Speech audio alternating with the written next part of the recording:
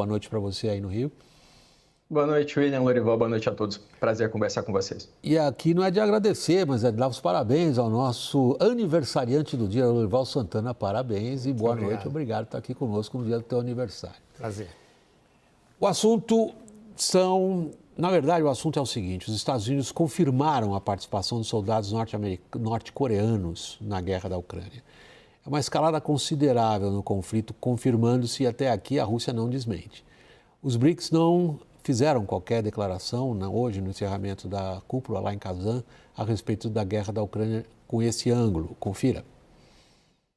O presidente Lula participou da cúpula dos BRICS por videoconferência, voltou a defender uma alternativa ao dólar e criticou a atuação de Israel em Gaza.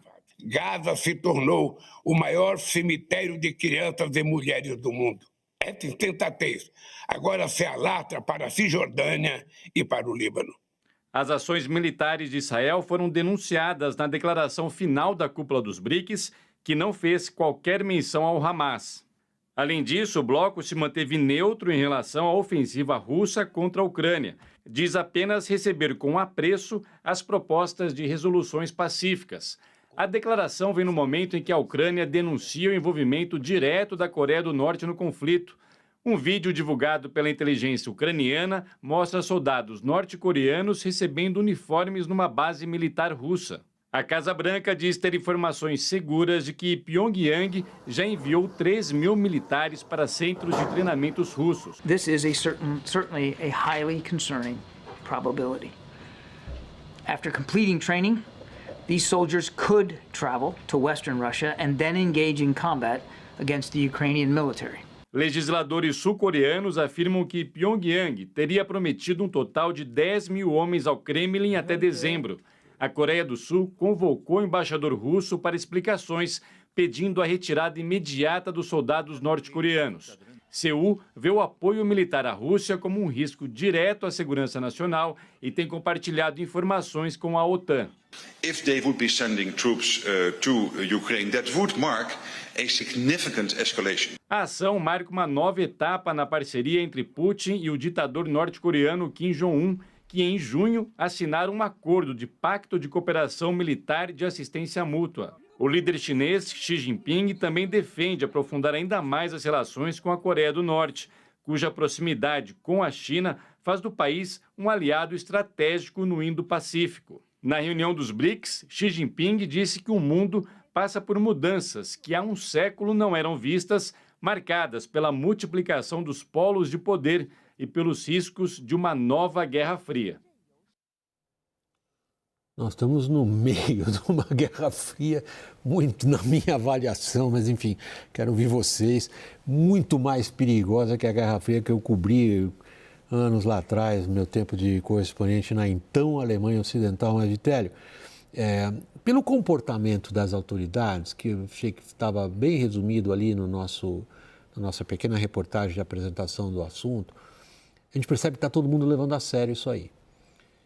O Kremlin desmentindo, nós estamos naquele jogo habitual, não, isso daí é fake, não está acontecendo, mas o comportamento da Coreia do Sul, o comportamento dos países europeus, revelam uma preocupação enorme com o que se enxerga como uma escalada, que projeta a possibilidade que o que a gente viu acontecer na Ucrânia comece a ter consequências diretas na Ásia, porque a Coreia do Sul acaba de assinar um acordo que é visto pela China como uma espécie de OTAN da Ásia, justamente com o Japão e com os Estados Unidos.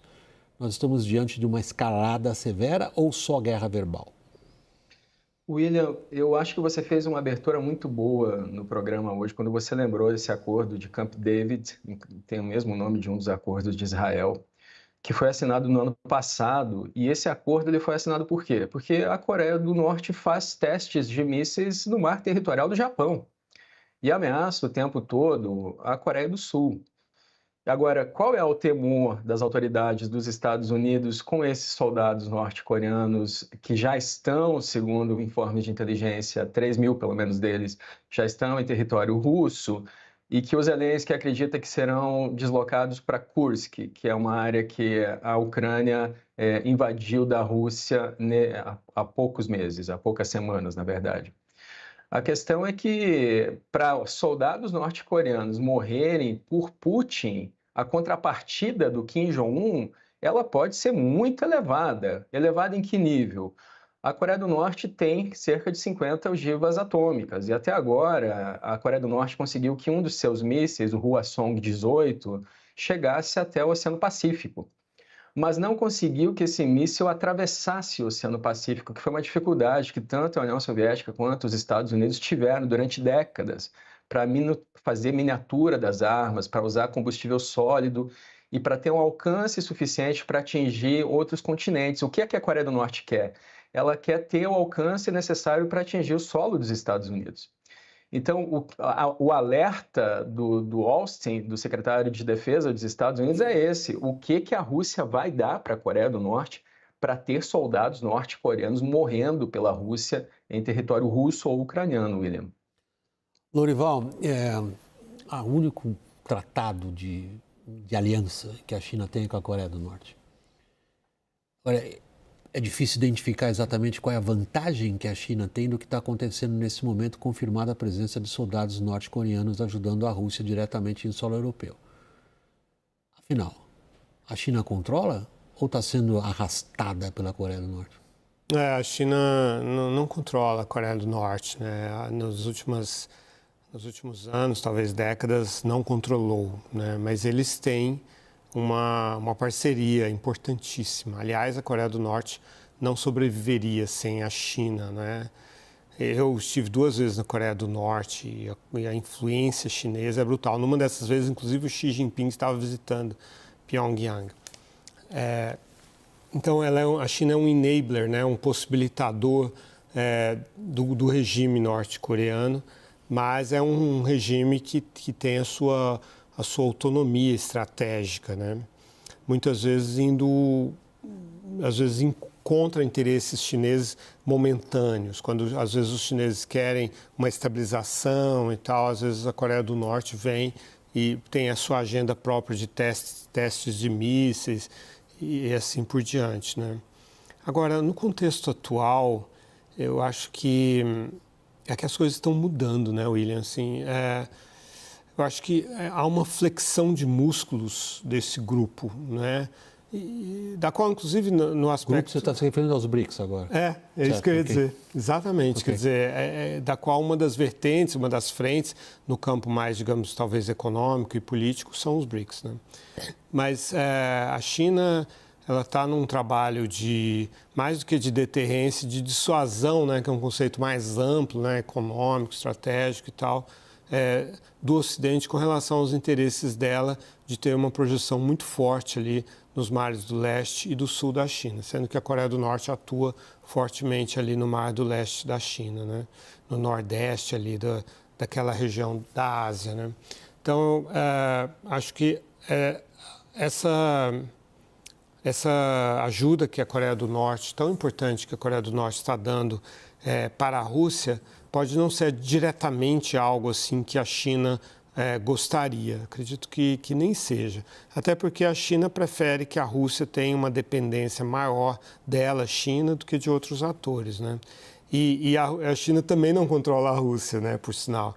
A China não gostaria que a Rússia causasse uma desestabilização maior no mundo do que já está causando.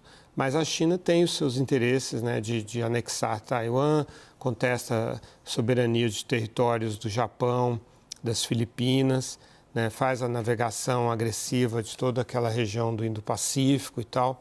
E nesse sentido mais estratégico, mais amplo, menos específico, acho que interessa sim para a China, em termos gerais, que Rússia, Coreia do Norte, Irã flexionem os seus músculos. Nós estamos exatamente na expectativa, expectativa no sentido de que estamos esperando o que é que Israel vai fazer em relação a outro importante aliado da China, que é o Irã, que está nos BRICS. Vitélio Brustolin, o que essa reunião dos BRICS indica da capacidade do bloco se orientar num contexto altamente complexo e delicado como esse? Existe uma marcha comum em alguma direção, e se existe qual? ou aquilo serve como uma concha acústica, né? Como um belo cenário para a exibição da capacidade de mostrar os músculos de Putin e Xi Jinping, porém não muito mais do que isso? Olha, William, pensar no BRICS como bloco atualmente é difícil. A gente procura adjetivos para chamar o BRICS, né? Porque não é um grupo formal, ele não é uma organização internacional formal, ele não tem estatuto, não tem sede, não tem vários elementos que são de formalização de uma organização internacional. Apesar disso, tem o Banco dos BRICS, que é uma estrutura formal dentro de uma organização que não tem nem critérios para aceitação de membros, que foi uma das críticas feitas pelo Itamaraty, inclusive, uma das pautas que o Itamaraty levou para essa reunião alegadamente. Teve uma reunião de segurança do BRICS, uma reunião que foi há cerca de um mês e meio, e o Brasil foi representado por um assessor do Celso Amorim. Então, isso foi divulgado na imprensa russa como uma reunião de interesses de segurança do bloco. Vou chamar de bloco por falta de adjetivo de novo.